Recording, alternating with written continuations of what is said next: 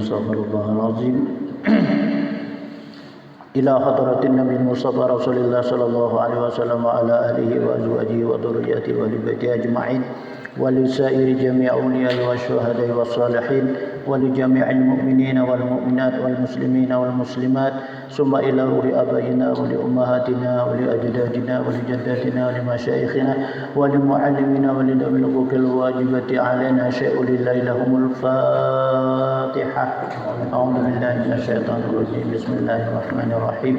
الحمد لله رب العالمين الرحمن الرحيم مالك يوم الدين إياك نعبد وإياك نستعين اهدنا الصراط المستقيم صراط الذين أنعمت عليهم غير المغضوب عليهم ولا الضالين آمين. الفاتحة الشيخ عبد الحليم الداري للشيخ محمد ياسين بن محمد عيسى الفداني الشيخ محمد عبد المنصر الدواني المداني الشيخ محمد أمين الدواني المداني الشيخ عبد الغني بن أبي سعيد الأمري الشيخ إسماعيل بن إدريس الرومي الشيخ صالح الفلاني الشيخ محمد بن سانة مولاي الشريف محمد عبد الله الدولائي الشيخ عبد عثمان سائد بن قدورة الشيخ سائد بن أحمد المغري الشيخ عبد الرحمن بن علي الشهير بالسقيل الشيخ البرهان القلقسندي الشيخ أبو العباس أحمد بن محمد بن أبي بكر الواسطي الشيخ الأخواتي أبو الفتح محمد بن محمد الميدومي الشيخ أبو العباس أحمد بن عمر المرسي القطب أبي الحسن نور الدين علي بن عبد الله بن عبد الجبار الشجلي الشريف الحسني جميع مشايخ الشجلي لأدلة إلى سيدنا محمد صلى الله عليه وسلم لهم الفاتحة. أعوذ بالله من الشيطان الرجيم. بسم الله الرحمن الرحيم. إياك نعبد وإياك نستعين اهدنا الصراط المستقيم صراط الذين أنعمت عليهم غير المغضوب عليهم ولا الضالين آمين. بسم الله الرحمن الرحيم. اللهم اسلك بي سبيلهم مع العافية مما ابتليتهم فإنهم أقوى ونحن أضعف منهم. اللهم اسلك بي سبيلهم مع العافية مما ابتليتهم فإنهم أقوى ونحن أضعف منهم. اللهم اسلك بي سبيلهم مع العافية مما ابتليتهم فإنهم أقوى ونحن أضعف منهم. أستغفر الله العظيم الذي لا إله إلا هو الحي القيوم وأتوب إليه. أستغفر الله العظيم الذي لا إله إلا هو الحي القيوم وأتوب إليه. أستغفر الله العظيم الذي لا إله إلا هو الحي القيوم وأتوب إليه. أستغفر الله العظيم الذي لا إله إلا هو الحي القيوم وأتوب إليه. أستغفر الله العظيم الذي لا إله إلا هو الحي القيوم وأتوب إليه. أستغفر الله العظيم الذي لا إله إلا هو الحي القيوم وأتوب إليه. أستغفر الله العظيم الذي لا إله إلا هو الحي القيوم وأتوب إليه. أستغفر الله العظيم الذي لا إله إلا هو الحي القيوم وأتوب إليه. أستغفر الله العظيم الذي لا إله إلا هو الحي القيوم وأتوب إليه. أستغفر الله العظيم الذي لا إله إلا هو الحي القيوم وأتوب إليه. أستغفر الله العظيم الذي لا إله إلا هو الحي القيوم وأتوب إليه. أستغفر الله العظيم الذي لا إله إلا هو الحي القيوم وأتوب إليه. أستغفر الله العظيم الذي لا إله إلا هو الحي القيوم وأتوب إليه. أستغفر الله العظيم الذي لا إله إلا هو الحي القيوم وأتوب إليه. أستغفر الله العظيم الذي لا إله إلا هو الحي القيوم وأتوب إليه. أستغفر الله العظيم الذي لا إله إلا هو الحي القيوم وأتوب إليه. أستغفر الله العظيم الذي لا إله إلا هو الحي القيوم وأتوب إليه. أستغفر الله العظيم الذي لا إله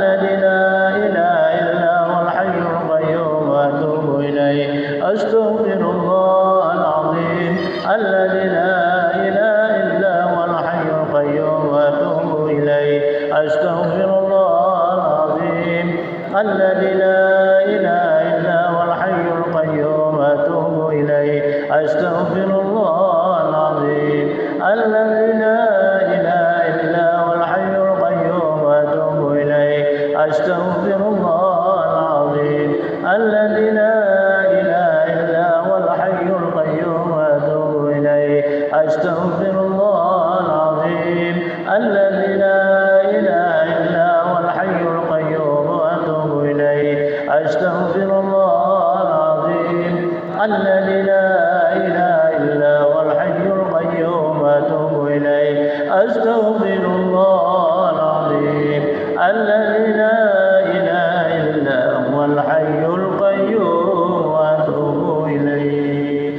بسم الله الرحمن الرحيم ياسين والقرآن الحكيم إنك لمن المرسلين على صراط مستقيم تنزيل العزيز الرحيم لتنذر قوما ما أنذر آباؤهم فهم غافلون لقد حق القول على أكثرهم فهم لا يؤمنون إنا جعلنا في أعناقهم أغلالا فهي إلى الأذقان فهم مقمحون وجعلنا من بين أيديهم سدا ومن خلفهم سدا فغشيناهم فهم لا يبصرون وسواء عليهم أنذرتهم أم لم تنذرهم لا يؤمنون إنما تنذر من اتبع الذكر وخشي الرحمن بالغيب فبشر بمغفرة وأجر كريم إنا نحن نحيي الموتى وننظر ما قدموا وآثارهم وكل شيء أحصيناه في إمام مبين واضرب لهم مثلا أصحاب القرية إذ جاء المرسلون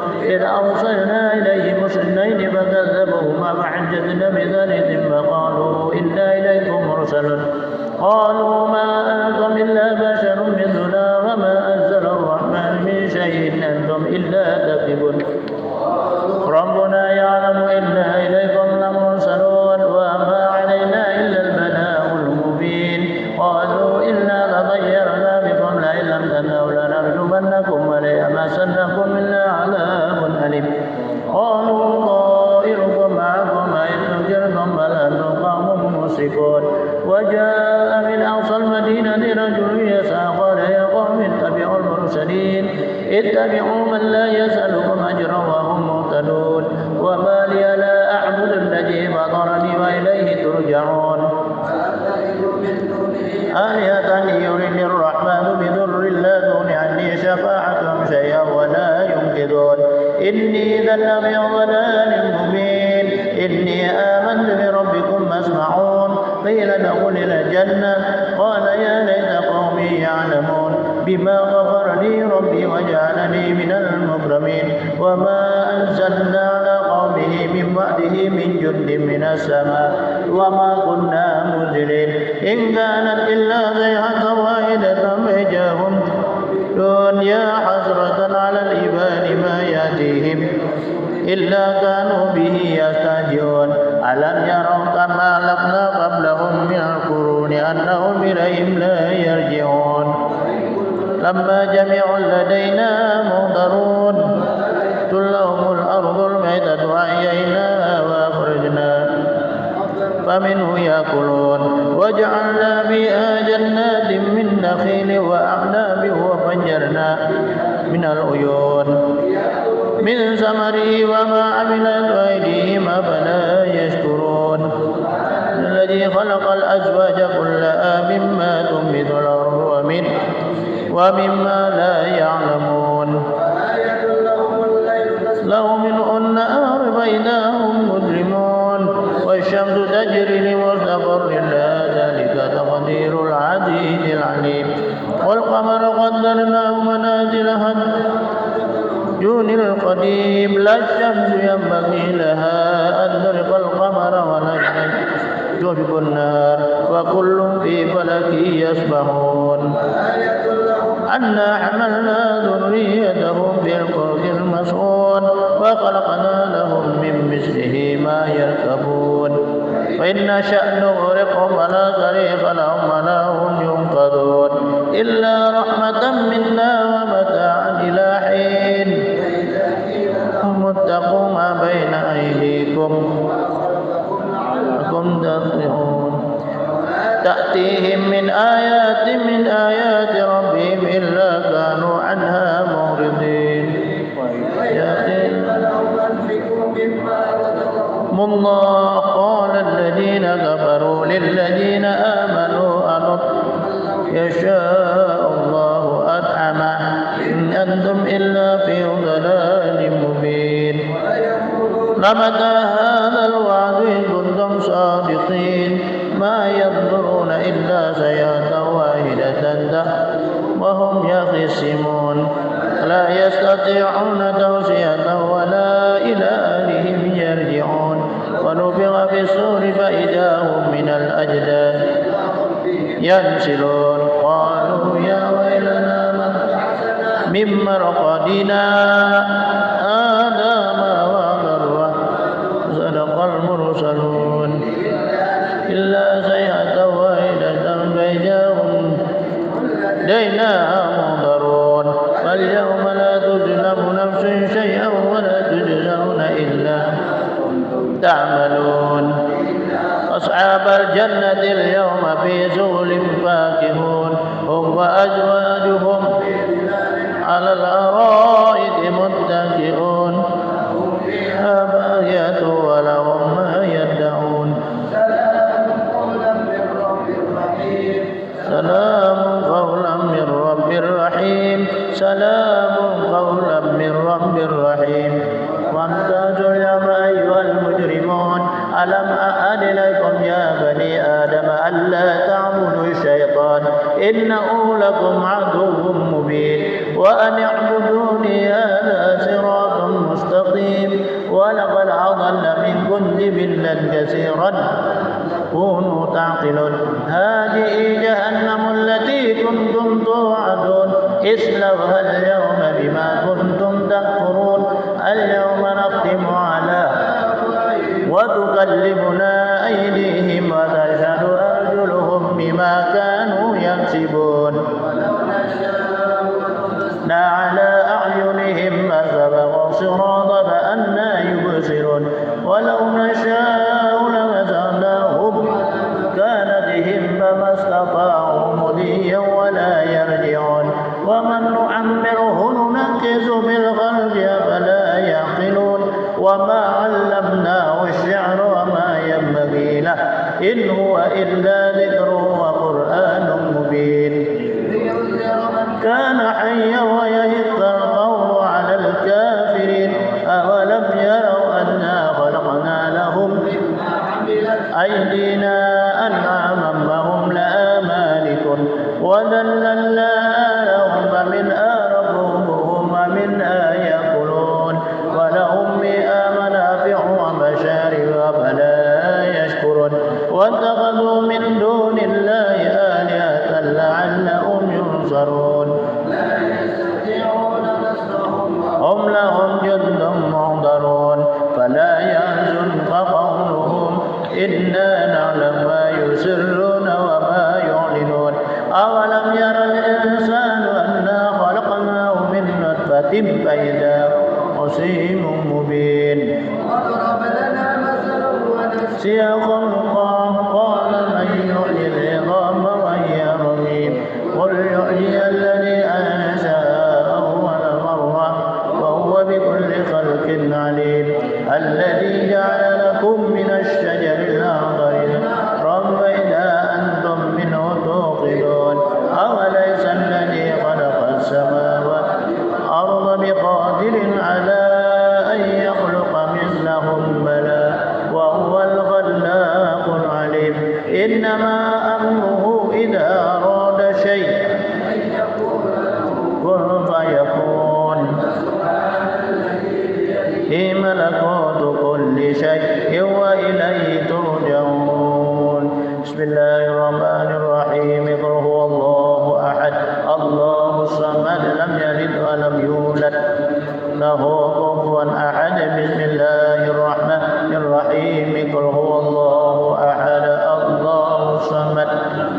ولم يولد ولم يكن له كفوا أحد. بسم الله الرحمن الرحيم قل هو الله أحد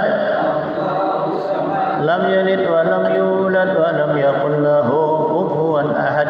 بسم الله الرحمن الرحيم الله لا إله إلا هو الحي القيوم لا تأخذه سنة ولا نوم له ما في السماوات وما في الأرض. من ذا الذي يشفع عنده إلا بإذنه يعلم ما بين أيديهم وما خلفهم يحيطون بشيء من علمه إلا بما شاء وسع كرسيه السماوات والأرض ولا يئوده والعلي العظيم. بسم الله الرحمن الرحيم الله لا إله قيوم لا تأخذه سنة ولا نوم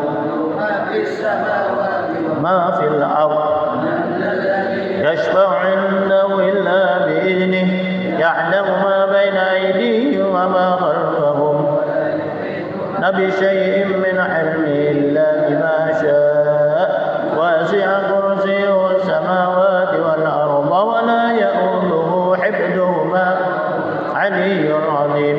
بسم الله الرحمن الرحيم الله لا إله إلا هو الحي القيوم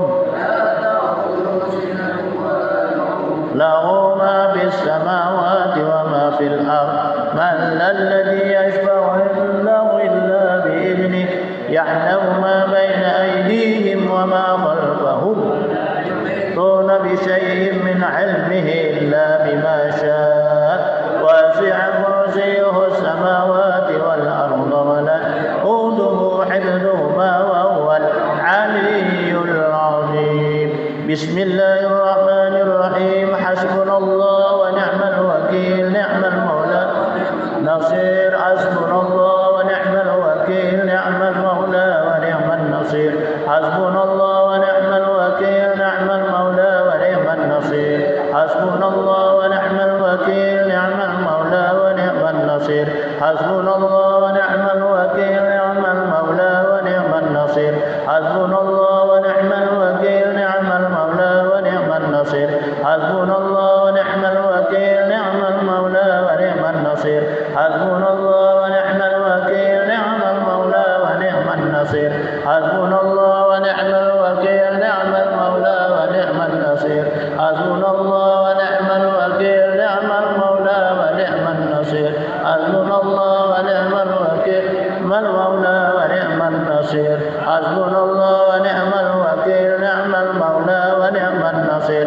حسبنا الله ونعم الوكيل ونعم النصير. حسبنا الله ونعم الوكيل ونعم النصير. حسبنا الله نعم المولى ونعم النصير. حسبنا الله نعم المولى ونعم النصير. حسبنا الله ونعم الوكيل نعم المولى ونعم النصير. حسبنا الله ونعم الوكيل ونعم النصير. اللهم صل على سيدنا محمد وآله وصحبه. اللهم صل على سيدنا محمد وآله وصحبه. اللهم صل على سيدنا محمد وآله وصحبه. اللهم صل على سيدنا محمد وآله وصحبه. صل على سيدنا محمد وآله وصحبه. اللهم صل على سيدنا محمد وآله وصحبه. اللهم صل على سيدنا محمد وآله وصحبه. اللهم صل على سيدنا محمد وآله وصحبه. اللهم صل على سيدنا محمد وآله وصحبه. اللهم صل على سيدنا محمد وآله وصحبه. اللهم صل على سيدنا محمد وآله وصحبه. اللهم صل على سيدنا محمد وآله وصحبه. اللهم صل على سيدنا محمد وآله وصحبه. اللهم صل على سيدنا محمد وآله وصحبه. اللهم صل على سيدنا محمد وآله وصحبه. اللهم صل على محمد محمد وآله وصحبه اللهم صل على سيدنا محمد وآله وصحبه اللهم صل على سيدنا محمد وآله وصحبه اللهم صل على سيدنا محمد وآله وصحبه اللهم صل على سيدنا محمد وآله وصحبه اللهم صل على سيدنا محمد وآله وصحبه اللهم صل على سيدنا محمد وآله وصحبه اللهم صل على سيدنا محمد وآله وصحبه اللهم صل على سيدنا محمد وآله وصحبه سيدنا محمد وآله وصحبه اللهم صل على سيدنا محمد وآله وصحبه. Halaman 10 Hidib Bahar lah. Halaman 10 Hidib Bahar.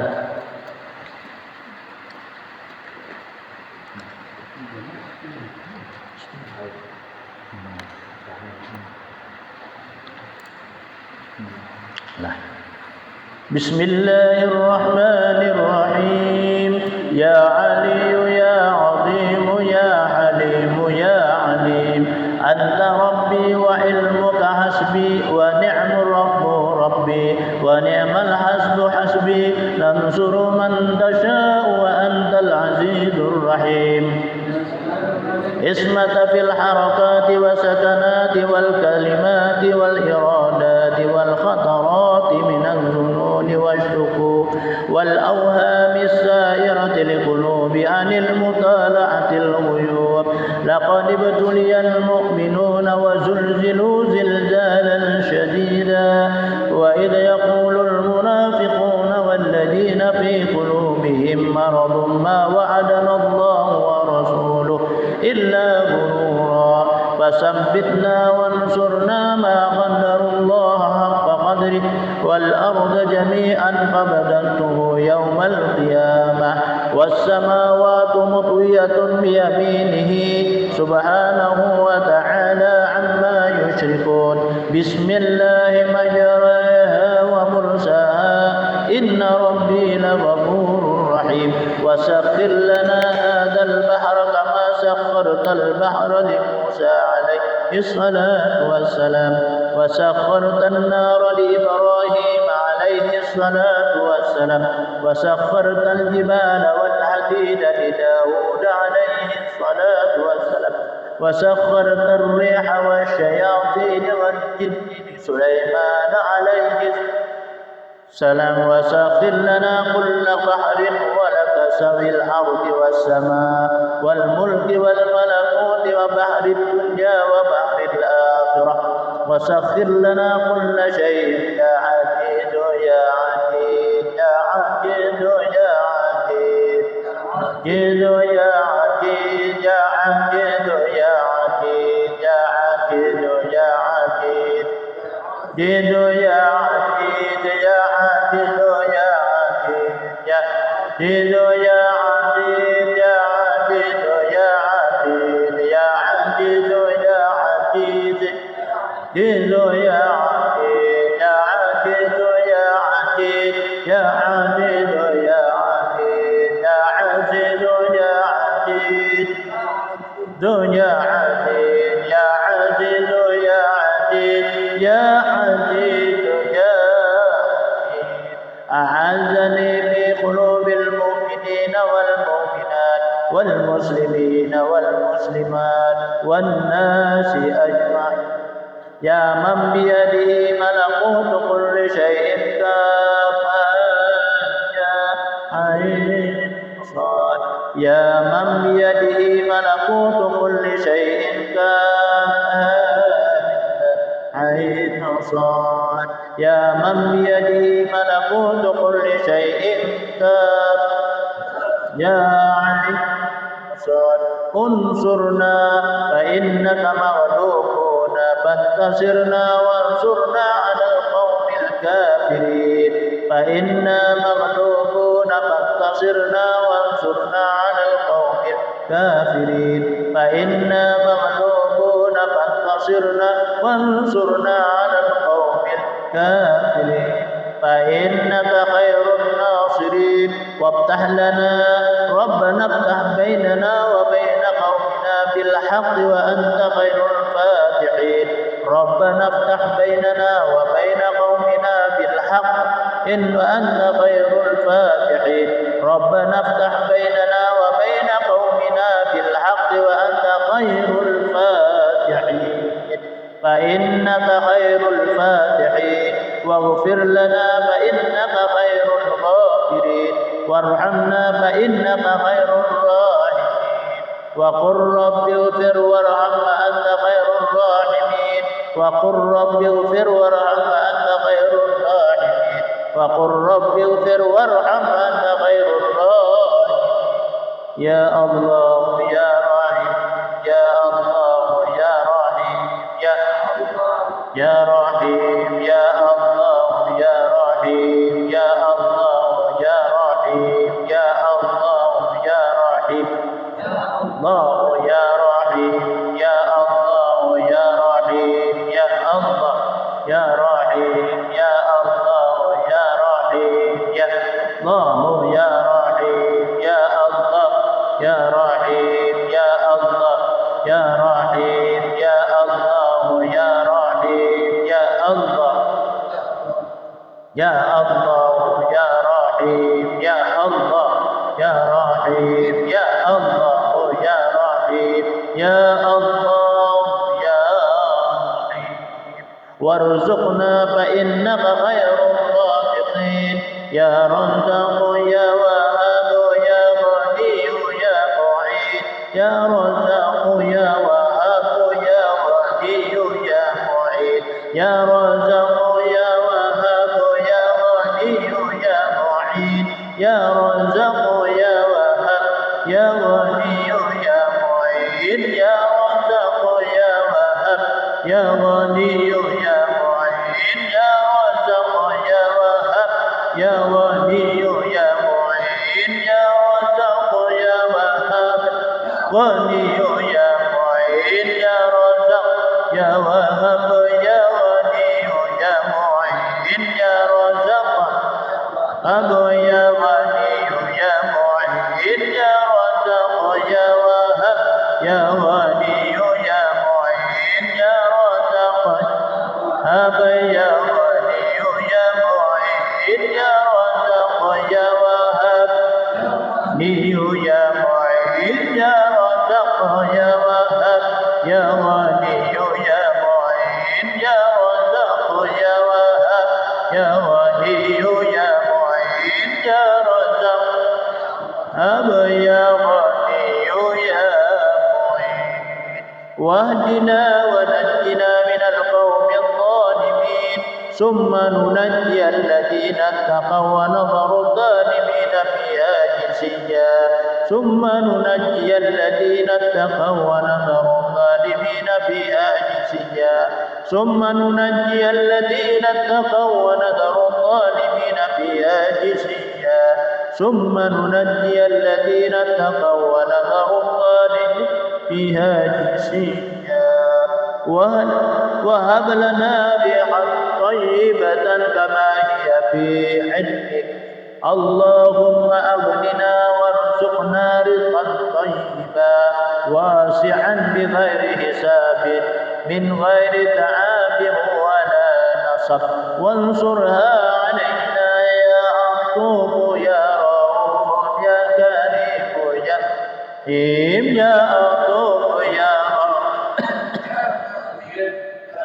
رحيم يا عطوف يا رؤوف يا كريم يا معين يا عطوف يا رؤوف يا كريم يا رحيم يا عطوف يا رؤوف يا كريم يا رحيم يا عطوف يا رؤوف يا كريم يا رحيم يا عطوف يا رؤوف يا كريم يا رحيم يا عطوف يا رؤوف كريم يا رحيم يا عطوف يا رؤوف يا كريم يا رحيم يا عطوف يا رؤوف يا كريم يا رحيم يا عطوف كريم يا رحيم من خزائن رحمتك واحملنا بها حمل الكرامة مع السلامة والعافية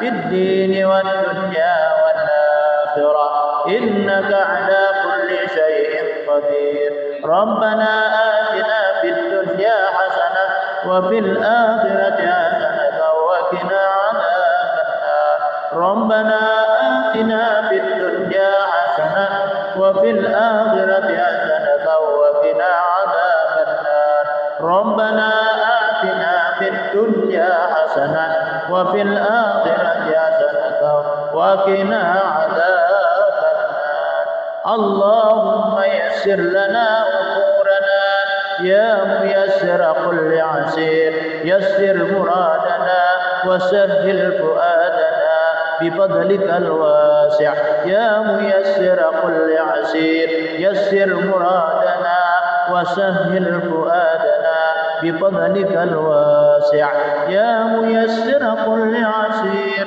يسر مرادنا وسهل فؤادنا بفضلك الواسع يا ميسر كل عسير يسر مرادنا وسهل فؤادنا بفضلك الواسع يا ميسر كل عسير يسر مرادنا وسهل فؤادنا بفضلك الواسع يا ميسر كل عسير يسر مرادنا وسهل فؤادنا بفضلك الواسع مع الراحة لقلوبنا وأبداننا والسلامة والعافية في دنيانا وديننا وكن لنا صاحبا في سفرنا وخليفة في أهلنا واطمس على وجوه أعدائنا وامسخهم على مكانتهم فلا يستطيعون المضيء ولا مجيء إلينا ولو نشاء لطمسنا على أعينهم قصرا فأنا يبصرون ولو نشاء لمسعناهم على مكانتهم استطاعوا مضيا ولا يرجعون ياسين القرآن الحكيم إنك لمن المرسلين على صراط مستقيم تنزيل العزيز الرحيم لتنذر قوما ما أنذر آباؤهم فهم غافلون لقد حق القول على أكثرهم فهم لا يؤمنون إنا جعلنا في أعناقهم أغلالا فهي إلى الأذقان فهم معون وجعلنا من بين أيديهم سدا ومن خلفهم سدا فغشيناهم فهم لا يبصرون شات الوجوه شات الوجوه شات الوجوه وعنات الوجوه للحي القيوم وقد خاب من حمل ظلما طاسين عين سين قاد مرج البحرين يلتقيان بينهما برزخ لا يبغيان يا حافظ يا مبدي يا كافي يا مغني استرنا ستر الجميل كما ستر الأنبياء ستوات الفراعنة واجعل بيننا وبينهم سدا يا حافظ يا منجي يا كافي يا مغني استرنا ستر الجميل كما ستر الأنبياء ستوات الفراعنة واجعل بيننا وبينهم سدا يا حافظ يا منجي يا كافي يا مغني استرنا سترك الجميل كما ستر الأنبياء من سدوات الفراعنة واجعل بيننا وبينهم سدا حاميم حاميم حاميم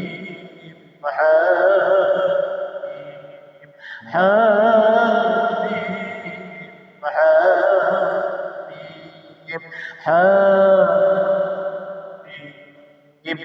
اللهم لا تقتلنا بغضبك ولا تقتلنا بعذابك وعافنا قبل ذلك اللهم لا تؤاخذنا سوء أعمالنا ولا تسلط علينا من وارحمنا وكف أيدي الناس عنا ثم الأمن وجاء النصر فعلينا لا ينصرون تنزيل الكتاب من الله العزيز العليم غافر الذنب وقابل التوب شديد العقاب جئته للا إله إلا هو إليه المصير بسم الله بابنا تبارك حيتاننا ياسين سقنا كفايا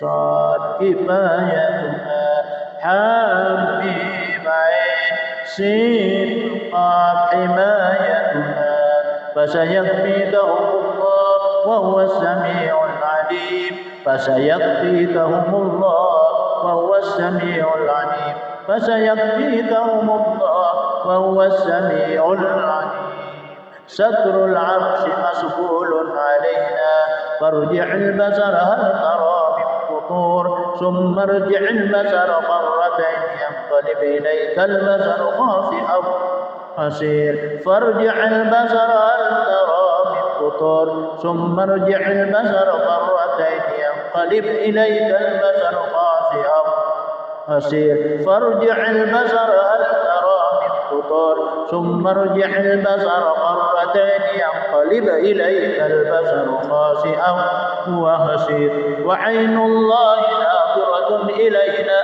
بحول الله لا يقدر علينا والله من ورائهم محيط بل هو قرآن مجيد في لوح محفوظ فالله خير حافظا وهو أرحم الراحمين فالله خير حافظا وهو أرحم الراحمين فالله خير حافظا أرحم الراحمين إن ولي الله الذي نزل الكتاب وهو يتولى الصالحين إن ولي الله الذي نزل الكتاب وهو يتولى الصالحين إن ولي الله الذي نزل الكتاب وهو يتولى الصالحين حسبي الله لا إله إلا هو عليه توكلت وهو رب عرش العظيم حسبي الله لا إله إلا هو عليه توكلت وهو رب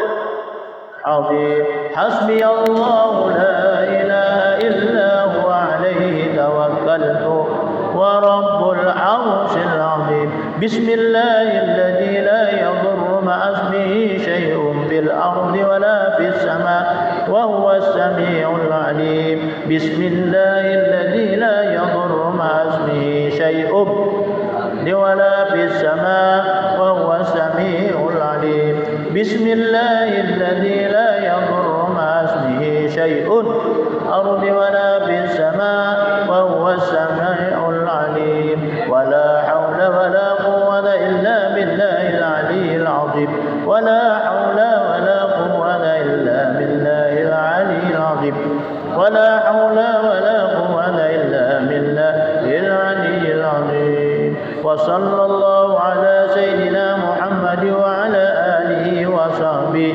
وسلم والحمد لله رب العالمين نصر من الله وفتح قريب وبشر المؤمنين والأول والآخر والظاهر والباطن وهو بكل شيء عليم ليس كمثله شيء وهو السميع البصير نعم المولى ونعم النصير غفرانك ربنا وإليك المصير الفاتحة يا آمين.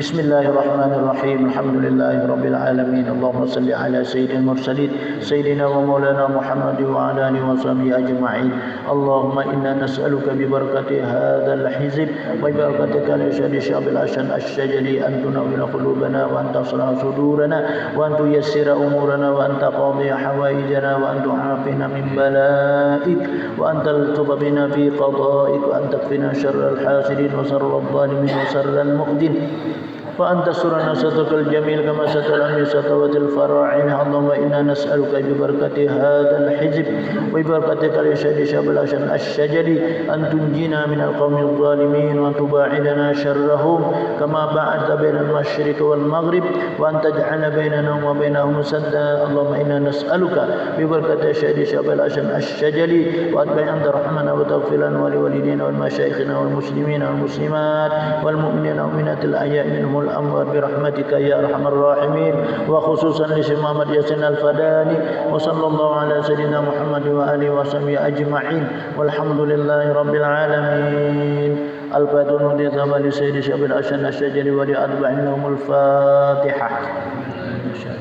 بسم الله الحمد لله رب العالمين إياك نعبد وإياك نستعين صراط الذين غير المغضوب عليهم ولا الضالين. ثم الفاتحة لروحي ثم عبد الحميد عبد الحليم الداري الفاتحة. من الشيطان الرجيم بسم الله الرحمن الرحيم الحمد لله رب العالمين الرحمن الرحيم صراط المستقيم صراط الذين غير المغضوب عليهم ولا الضالين.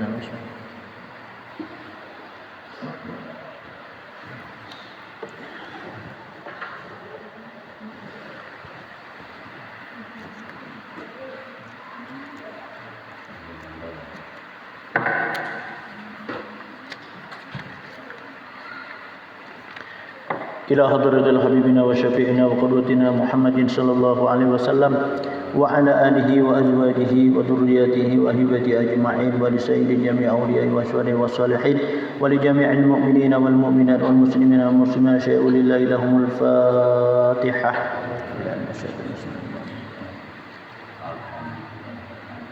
يا غير المغضوب عليهم ولا الضالين. أعوذ بالله من الشيطان الرجيم بسم الله الرحمن الرحيم الحمد لله رب العالمين. اللهم صل وسلم على سيد المرسلين سيدنا ومولانا محمد وعلى آله وصحبه أجمعين. سبحانك لا علم لنا إلا ما علمتنا إنك أنت العليم الحكيم.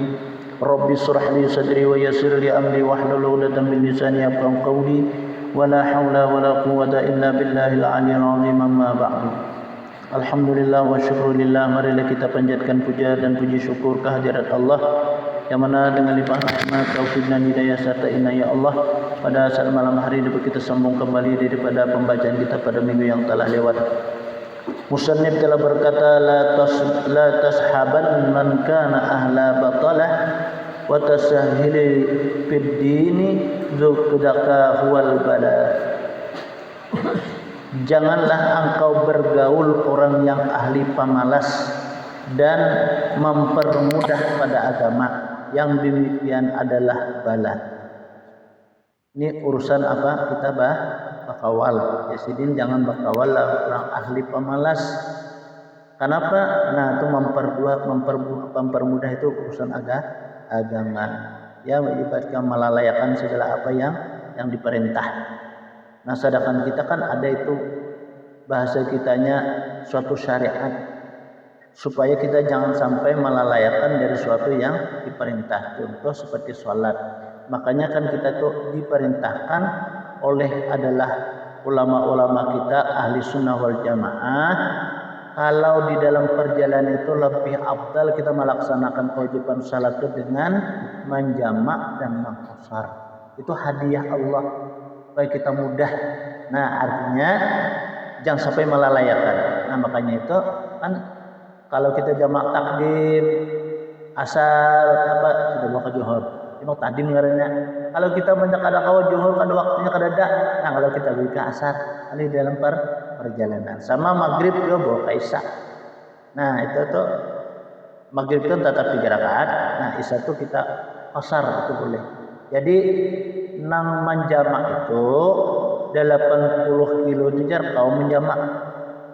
Ada satu kaul mengatakan 50 kilo itu kau menjamak. Cuma Makassar pada kawa. Nah Makassar itu dia 80 kilo. 80 kita kalau kita Makassar lah menjamak. Nah itu tuh. Kemudian daripada itu pula bahwa kita setiap satu saat sampai yang diwajibkan sama mudah kayak apa yang diwajibkan menurut Islam. Islam itu kan 5. Pertama syahadat. Syahadat ini sebujurnya kita laksanakan setiap hari itu jangan kurang ya. Berapa bilangan hari? Berapa bilangan hari? 24 itu bilangan hari. 24 malam dan siang itu kan 24 jamnya. Ini bilangnya jadi kita mau baca syahadat itu seharian sama jangan kurang daripada 24 syahadat itu. Kenapa jangan demikian? Bukan itu termasuk tajdidus syahadah, artinya kita memperbaharui syahadat, ihtiyat kita. Artinya berapik, mudah-mudahan Islam yang ada di dalam diri kita jangan sampai lepas. Karena Islam itu kan bisa lepas dari diri kita. Dengan sebab kita apa? Nah, iri dengki, termasuk ya ujub, riya, sum'ah, takabur itu bisa lepas syahadat kita. Bisa membatalkan syahadat itu kan ada. Pertama syirik lawan Allah. Nah, artinya kan syirik lawan Allah itu masuk kan orang kayak ujub tadi.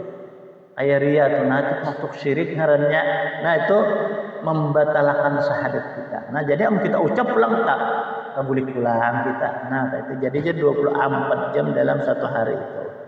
Kita mengucap syahadat itu jangan kurang daripada itu. Supaya apa? Syahadat kita tuh bahasa kitanya berikit di dalam diri kita. Itu termaksud tajdidul iman juga. Nah, termasuk tajdidul iman. Artinya memperbaharui iman kita. Supaya jangan sampai lepas syahadat itu di dalam diri kita itu.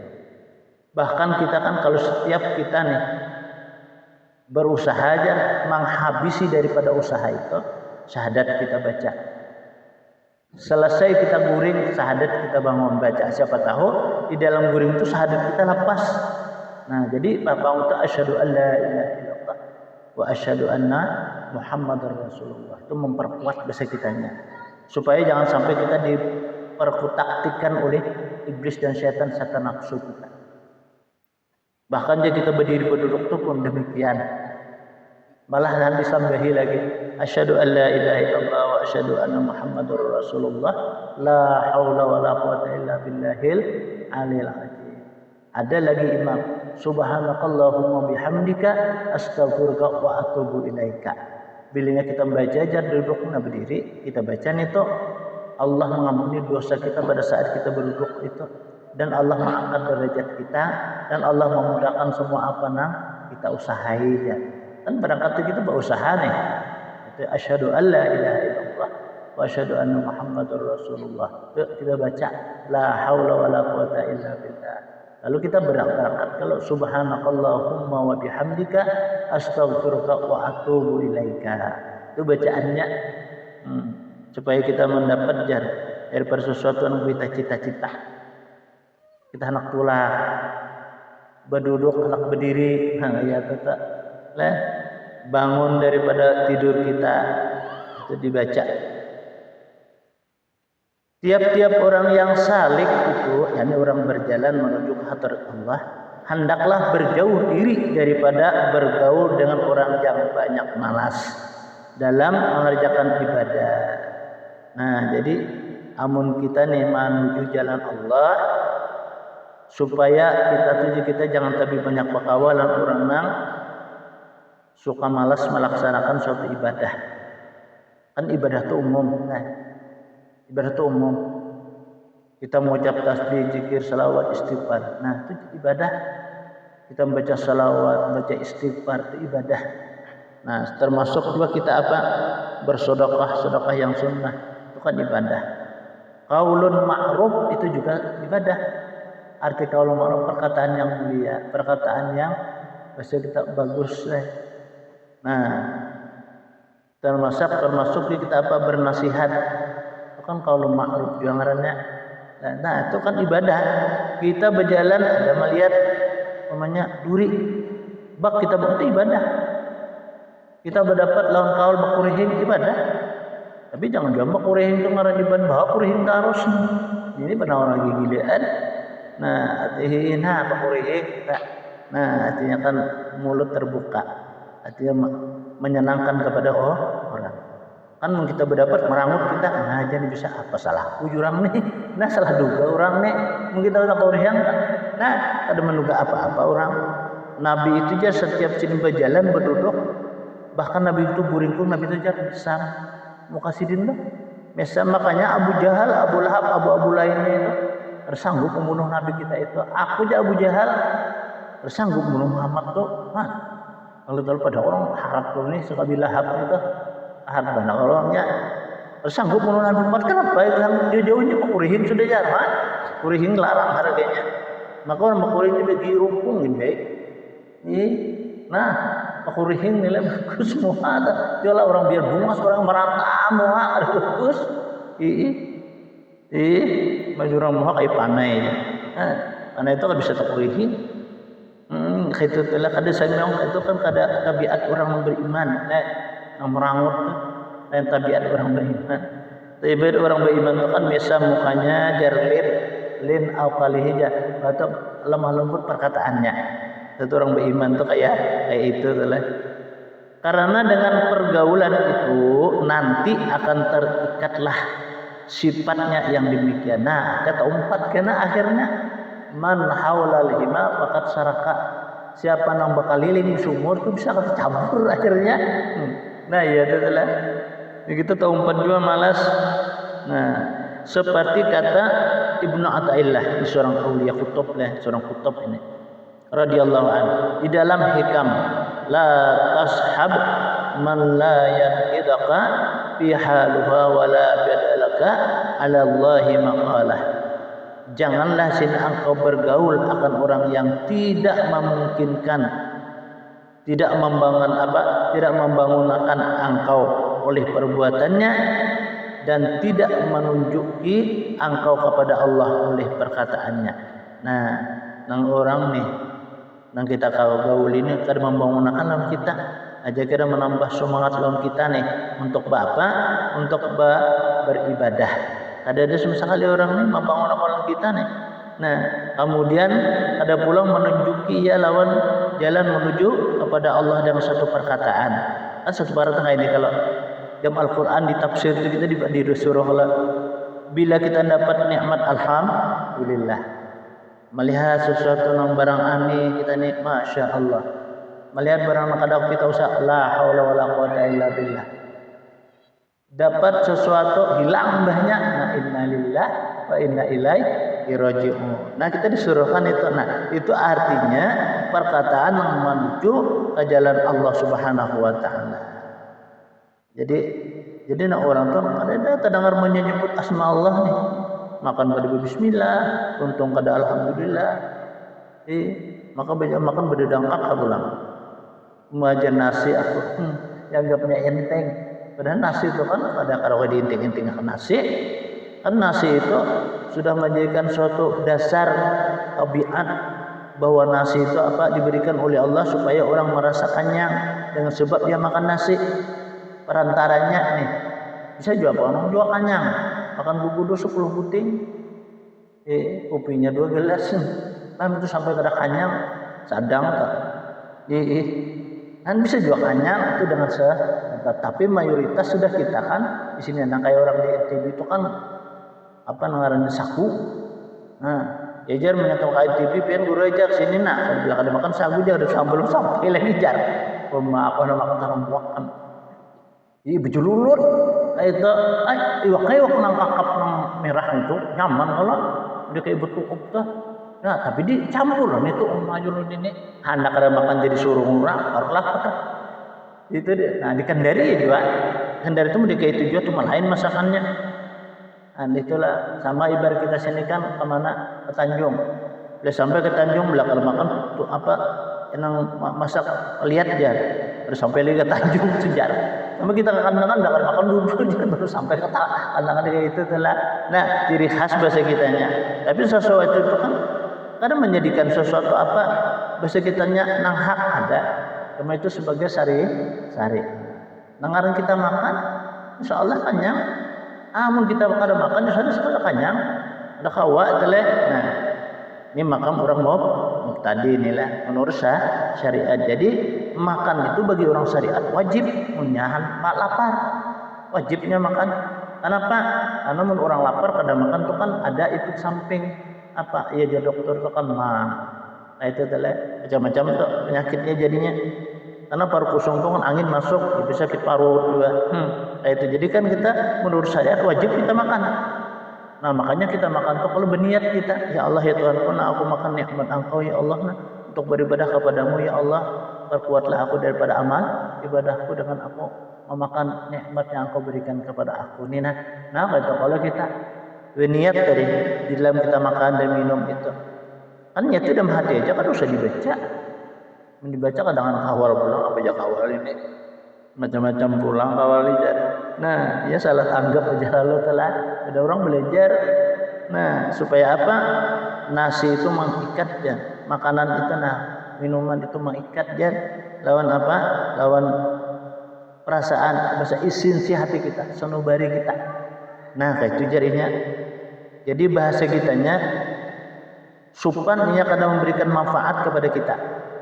Nah nang kita nih makan bismillah, sutung alhamdulillah, ini aja supan, nasi itu akan memberikan manfaat dalam kita nih. Nah itu tuh makanya nasi itu menurut riwayat dan kita mahal makan tuh sunnah dulu kita itihi. Nang pertama lu kita itihi ini waktu tulang. Nah itu. Nah itu kalau jadi ikhtiat ngaranya, itu kan beapit bahasa kitanya. Sama orang sembahyang juga sunnah ikhtiat itu. Sunnahkan oleh Nabi apa aja, Nabi hendak sembahyang tuh lihat dulu muka, kiri, kanan, belakang, atas dan bawah. Lihat aja Nabi. Nah, panjur maja arah. Pandang oleh kamu apa yang aku lihat dulu, lihat aja Nabi. Kenapa itu? Nah, atau hati ikhtiar itu siapa tahu karena kebetulan di samping kita ada penyalilipan. Nah, kita kadang itu kan ada melepam muka takbir naiknya kawak kita. Ini antara dua enggak ada batal lah. Nah, jadi kan karena apa? Nang berdahulu itu kalau gitu bagi dulu, dijauhkan dulu. Nah, kayak itu. Nah, makanya dalam sembahyang itu kan berdahulu itu berdiri betul. Kan artinya bujur-bujur kita berdiri. Nah, kayak itu. Hati bujur berdiri itu kan sudah kanan kiri awaknya sudah suci bahasa kitanya. Sudah kada apa-apa lagi itu. Arti bujur, amun masih dalam awak dalam masih lagi baguyang awak nih. Berarti kan bujur berdiri. Ya kan tegak bahasa kita, kemudian kayak orang latihan kan kalau tentara siap ya, tersinjarakan. Kayak yang ngaran bujur berdiri itu, maka tentara ini ada bujur berdiri, ambangna. Sama kita sembahyang kan di Masjid Ali itu diguris lawan apa? Lawan pedang jar. Ya bisa anak tumit orang panggal. Tegaknya ngaran sudah kayak itulah. Sina Ali itu gitu jar. Malah jangan ini kayak itu bukan orang. Di masjid kayak itu kita. Nah, makanya di Makkah itu sau jana bajar apa aja kalau apa jadi imam itu sau aja jangan ratakan jalan sab sau jana ratakan sab oleh kamu itu biasa kitanya suku pakum dan sab kamu kainat taswati suku jadi tamami sholat jana katanya kan itu maka itu jadinya sau jana itu istau kayak itu nya Allahu Akbar langsung kayak itu maka bahasa kitanya sudah perhatian dianggapnya kan orang kemakah itu orang berilmu beradaan sapalih ya jadi kayak itu kalau nya tegas setelah kenapa guru jadi kita boleh mah ikuti jar orang baca Fatihah kada bismillah untung aja lah kita ada 4 Imam Ahmad Imam apa Syafi'i, Imam Hambali, Imam Maliki. Nah, kan kalau Imam Hambal tuh ini bismillah juga, gimana kada nyari. Malah ada yang mau baca alhamdulillah, tapi kada nyari. Memang mencoba cuma kalau Imam Syafi'i kan termasuk adalah ayat Fatihah. Lalu kita dibaca menyaring bismillahirrahmanirrahim. Itu menurut imam kita. Kita Imam Syafi'i. Nah, makanya itu kan nih makanya orang tulak haji itu bujur-bujur ilmunya belajar dulu. Contoh mana yang kita dia bingung kayak ini. Orang tawaf itu kan wajib dulu apa rukunnya suci daripada hadas dan ini sekawalah dikira. Kita Imam Syafi'i, kita tak pemimpinnya, betul. Maka pemimpin kita kadang-kadang bisa culas duanya handak juga kalau ini orang Indonesia ketujuanan kan orang yang ihram tuh ini menutup ini membuka, lain sih kita buka. Nah, apalagi orang minum bunga sebenarnya pun dia tuh tangkapnya aja itu. Oh lah kita kada batal. Untungnya kada bapi ruhut. Ada enggak apa ihram di laki itu di perutinya, makanya kita beri pandingi kalau minta loloy, maka taloloy orang ihram itu kada boleh kalau mau selawar, kada bisa selawar, waktu loloy itu apa kita, kan? Itu karena ikhtiar dari Nabi itu menyuruh kalau telah, nah itu tuh. Nah, jadi ya belajar aja kita dulu, sama kita sa'i itu. Sa'i itu kan kita 3 kali bulik. 7 kali bulik itu jauh sampai kapal hijau jauh kita kan. Nah itu kan sunnah kita lari kecil aja ngebengka-ingka itu itu kalau kita nih kada luluy sita ini kepala hijaunya ingka-ingka sambil membaca doa kita antara baka sapa banyak baka sapa pada marwah lah. Nah inna safa wal marwata min sa'airillah ya. Nah itu yang dibaca di ketika itu apa kita ke marwah alita sapa marwah sapa dua tak sapa punya pokoknya 7 kali bulik tak bila sampai ke marwah 7 ganjil ya berarti bila yang ganap pasti belum tambahi lagi. Nah kayak itu tuh, kalaupun kita bisa diingat. Nah, jadi itu kan wajib kita nuntut. Ini pulang naik ke sapa aja kan naik di bawah aja. Ya kada boleh itu. Kita harus naik dulu paling ada sebiji batunya berang. Nya kasat aja nyaman aja naik sedikit. Sekira melihat Baitullah, nah kita mengucapkan takbir. Turun sambil kita baca selawatnya dulu. Nawaitu an asabaina safa wal marta lillahi ta'ala. Nah sab'a aswatin barang lain ditambahi 3 kali bulik kita. Nah lillahi ta'ala. Jadi kita turun, mun kita di bawah itu belum suka desah itu. Nah, banyak kita lihat di bawah aja. Mun kita naik ya kita jangan di bawah kada boleh. Naik. Itu suruh tukang naik. Ya ada yang kita di bawah aja orang nih. Namun orang terserah aja pang itu adalah cuma kita jangan. Nah, itu kan ilmu jangannya. Tahu karena melutar juga. Melutar itu kan kata Nabi kita jangan sampai terbuka ketiak.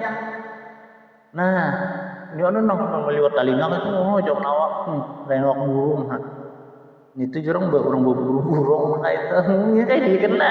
Makanya gini adanya kan batu itu di sini ini mengikuti. Jadi kan takna itu laju. Amun diikuti sini tahu akan kayak dia harus sampai. Maka bisa kepala orang antamnya. Maka itu kasihan orang adalah. Maka batu sana tuh landap. Ada depan bulat kayak itu gini. Dia nya bulat kayak ini kayak kambing. Maka tai kambing sama apa? Arasnya. Tapi batu juga. Ya kami kan berkawal nih lah. Waktu itu haji kita kan hanya berhaji sekali aja. Tahu kalau. Nah, mengambil batu dari lipat itu kan malam. Ambil batu itu kami malam. Itu malam. Hancap sinturon. Sintar halus. Udah kaji yang kita bayi-bayi tapi tahu juga ngambil di mana. Karena iringnya aku jadi sidin. Turun semua dulu banyak iyam. Ya sudah, itu 2 kali sudah haji. Ya, turun kadut sidin. Hanya belum kami turun sih datang sudah mau haji tempatnya. Sidin, mata jangan cari batu ni sidin. Andang lu haji jurang ketakutan pian. Iya, betul. Iya, lah ada berbunyi. Ya jurang ditimbang-timbang haji terus ini kan ada 6 bulatnya batu. Jangan tajam-tajam batu sini. Boleh sepret kayak itu nah. Oh dari sini ya, hanam sintari jurang, cari bang, cari wajung teh kalau saya kambing. Kambing sekarang saja cium di luar becium, diilah aja. Nih, padahal kalau untuk haji sudah biasa. Tapi ini langgaran kayak itu kalau sebaliknya beragak juga kalau. Nah itu tuh lah. Jadi langgaran ilmu kita tahu, kita kan orang memadahi. Hati-hati jurang yang mengambil Muzdalifah itu kalau kita bawa kayak kambing. Nah kayak itu tuh. Jadi membantu kita belapih. Jangan 3 kali 7 kan 21. Jadi kita mengambil itu jangan langsung itu aja. Lebih. Kalau pindah luput. Nah ini Jamratul Aqabah itu pertama dulu. Besok hari karena hari ke-11 12 tahun. Nah itu Aqabah ula Ustah. Itu begini banyak kita ambil batu. 3 kali 7 kan bisa paling kade itu tuh. Nah itu. Jadi ambil banyak batu di situ. Limbahnya bang hanya kita memutar menengok kaki kiri gitu nah. Nya kan di situ ada barbar tulisannya. Karena itu jangan ditampuk ke situ. Ya minta orang kena dahi itu. Mencurat darah kena dahi, batunya tajam ke sana. Nah, itu jadi pengalaman ilmu arahnya. Orang yang sholat, nah itu kita pertama dulu kan beri betul tadi mengangkat takbiratul ihram. Niat di dalam takbiratul ihram, qasad ta'arud dan tahyinnya. Nah itu di bersamaannya bahasa kitanya beimbai antara rukun qauli, fi'li dan qalbi. Qauli itu kan Allah, itu qauli. Nah tangan bergerak, nah itu fi'li ngarannya, qalbi, nah sahajaku. Nah di dalam hati kita Allah, nah itu bebarangan nyerang. Amunnya tegalinca, dosa ngalih kita. Kendaraan itu tegalinca bunyinya tuh sinjar tuh. Untung hidup, sudah mati. Nah itu itulah. Jadi kan harus seimbang. Saya sakat aja sehaluan semuka dan saya ramak itu itulah. Itu kita lihat itulah, kasihan orang umur 60 tahun doh, Presiden. Pada dalam Allah Akbar itu ada aja lagi Allah. Ngajak itu. Ada nang kainnya berdulu kan maju orang kasihan di sini itu. Mana sih belajar kayak itu telah. Kan kayak itu tagur ya kayak itu kampus itu masjid. Kayak itu telah kasihan Allah kayak itu kita melihat. Kadang kadang-kadang kan sampai ngarannya banyak itu di masjid tuh. Allah. Mau pernah apa aja Bang? Tapi kayak ini nah. Nah apa itu? Akhirnya menyuruh lagi. Ngajak Allah. Ngajak itu. Wajaran ini. Kadang-kadang gali-gali di masjid itu malah boleh berarti kok sampai ke belakang lagi. Melihat orang kayak itu tak orang kecak ada bapak malam kan masih belum belajar kalau untuk tapi sih nggak ada aku belajar telah bayang mengalan takbir tuh kayak apa? Kan takbir itu ujar guru tegas, cermat dan tepat di sini. Dia kayak orang perang juga. Orang perang kita harus tegas. Siap. Tembak. Ya. Nah, itu kalau menit siap. Tembak. Dia mati enggak ditembak orang. Nah, jadi kita kan menghadapi iblis dan syaitan. Kalau kita nih Allahu Akbar. Nah, itu Allah. Nah, kita jadi yang Allah. Mak itu undangan di luar. Kayak itu nah. Jadi kan tegas bahasa kitanya tuh Allahu Akbar. Kayak orang siap. Gerak. Belok kiri. Gerak. Ya mau kayak itu. Frap jangan kayak itu mau kayak itu. Kalau dia tentara tuh. Sama itu kita. Kan menghadapi musuh nih. Maka musuh sudah bisa lipat lagi kita. Jadi kita harus tegas. Saat itu barang kita kan. Tegas. Allahu Akbar. Nah itu tegas bahasa kitanya. Maka oleh yang demikian itu, Jasidin, jika hendak bergaul, carilah Jasidin kawan orang yang lebih kuat mengerjakan ibadah daripada kita. Nah, jadi bergaul itu sih cari orang lebih kuat daripada kita beribadah. Jangan mencari orang lebih lama daripada kita beribadah dan kawan. Atau lebih banyak pengetahuannya yang dapat memberikan petunjuk kepada jalan akhirat. Nah, sehingga orang itu kan banyaknya berisi pengetahuan nang membawa jalan kita akhirat. Bahasa kitanya kan itu akhlakul karimah karena bahasa Arabnya besar akhlak yang mulia. Nah, tabiat itu kan tabiat yang mulia menurut Nabi itu kayak itu kalau ujar Nabi setiap melangkah di permukaan bumi itu ingatlah kamu ya atas kebesaran dan kekuasaan Allah. Semua pandanglah kepada sesuatu itu sehingga dalam pandangan itu adalah Allah yang memandangkan, bukan ikam yang memandang. Nah, itu telah jadi ingat melihat kita sudah dipandang tuh ingat kepada Allah yang memandangkan. Jadi Allah kan memandangkan tuh artinya kita ada salah. Nah, itu hakikatnya. Makanya orang memandang sesuatu itu bisa berdosa. Kenapa? Ya hakikat dan etikatnya itu kadainya memandang. Nah, menang kita memandang nih ya kayak memang tepaling itu dulu. Melihat lebih hino gitu. Nah, ini kalau hakikatnya Allah memandang akan lepasnya daripada adalah sifat nang pandangan nang majmumah itu, pandangan nang dicela itu. Dan pandangan yang orang yang demikian itu selalunya ingat lawan kudrat dan iradatnya Allah.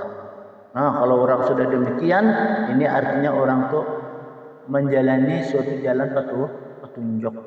untuk menunjuk ke hadrat Allah yang mulia.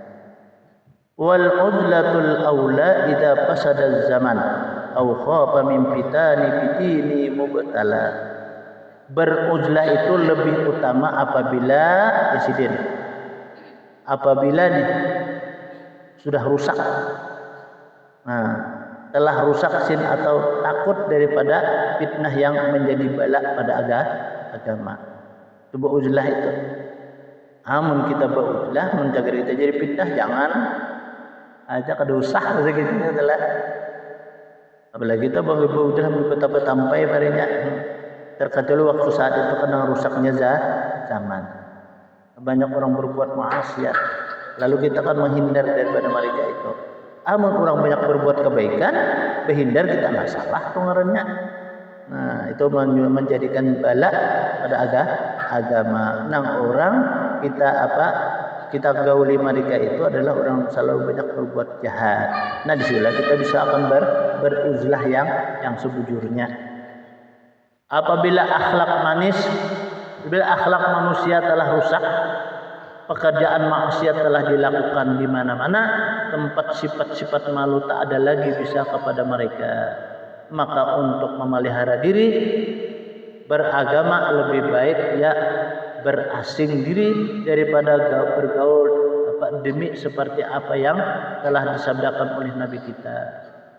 Apabila kamu melihat manusia telah menghilangkan akan janji-janjinya dan telah ringan amanah-amanah mereka dan adalah mereka seperti demikian. Nabi merusakkah telunjuknya? Merasukkah telunjuknya? Jangan dia Nabi seperti itu. Nah, kayak ini. Nah, artinya Arab benar lah orang itu jangan dia Nabi.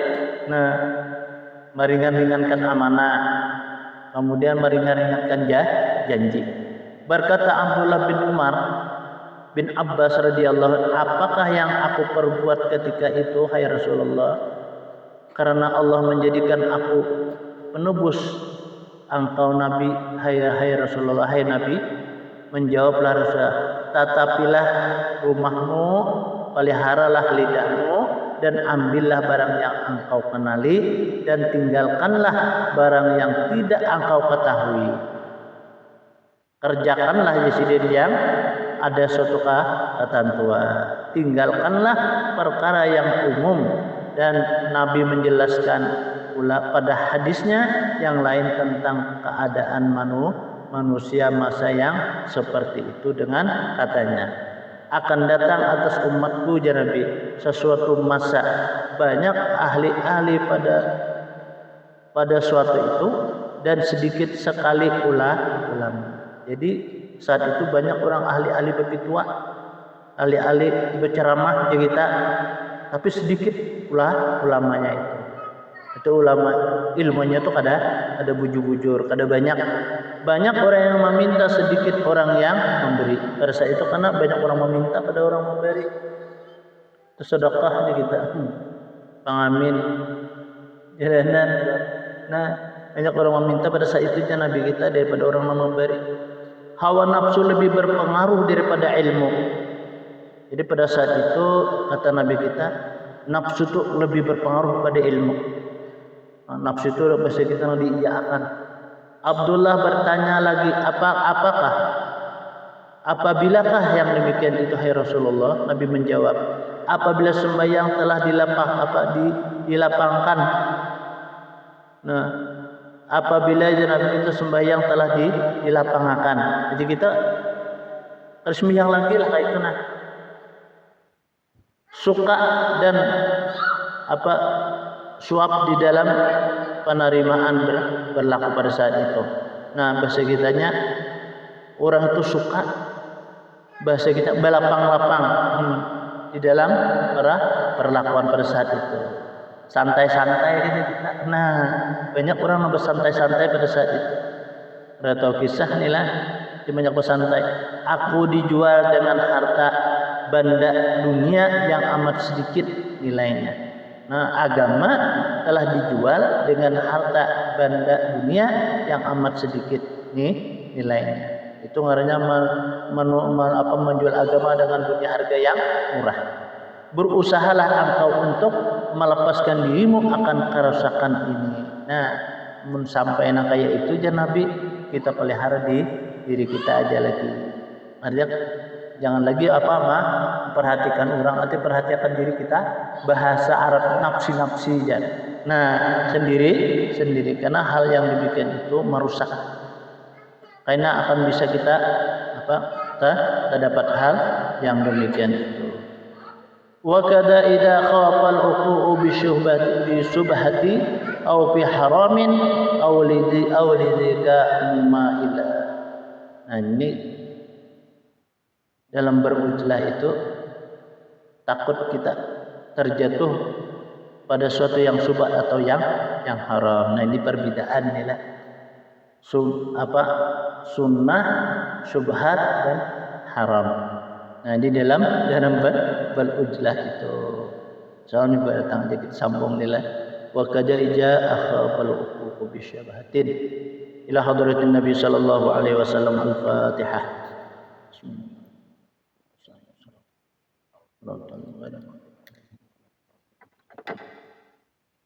Amin Allah ya rabbal alamin. Bismillahirrahmanirrahim. Alhamdulillahi rabbil alamin. Allahumma salli wa sallim ala sayyidina mursalin sayyidina Muhammadin wa ala alihi wa sahbihi ajma'in.